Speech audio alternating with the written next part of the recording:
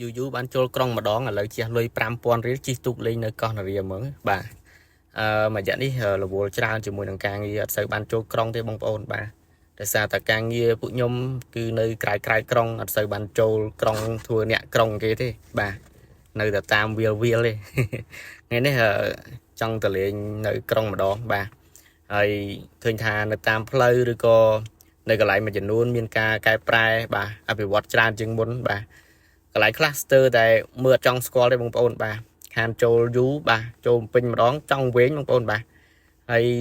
ខ្ញុំឃើញមានកន្លែងផ្លែកច្រើនហើយក៏មានកន្លែងដែលយើងគួរដើរលេងច្រើនដែរបងប្អូនបាទអញ្ចឹងបងប្អូនដែលចង់ដើរលេង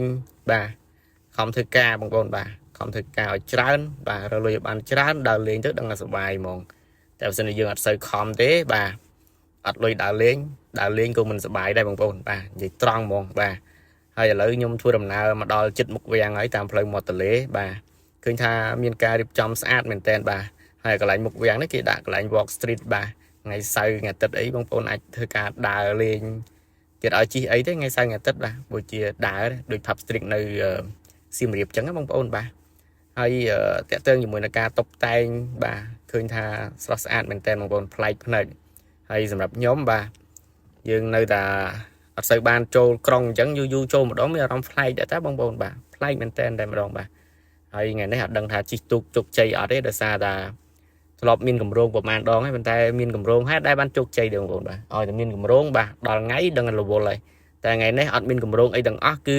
ចេញពីផ្ទះមកគឺសំដៅមកនឹងជិះទូកតែម្ដងបាទឥឡូវយើងមកដល់ស្ពានកោះនរាហើយបងប្អូនបាទដល់ស្ពានកោះនរាហើយថ្ងៃនេះមកចាំថ្ងៃគេបើកភ្លើង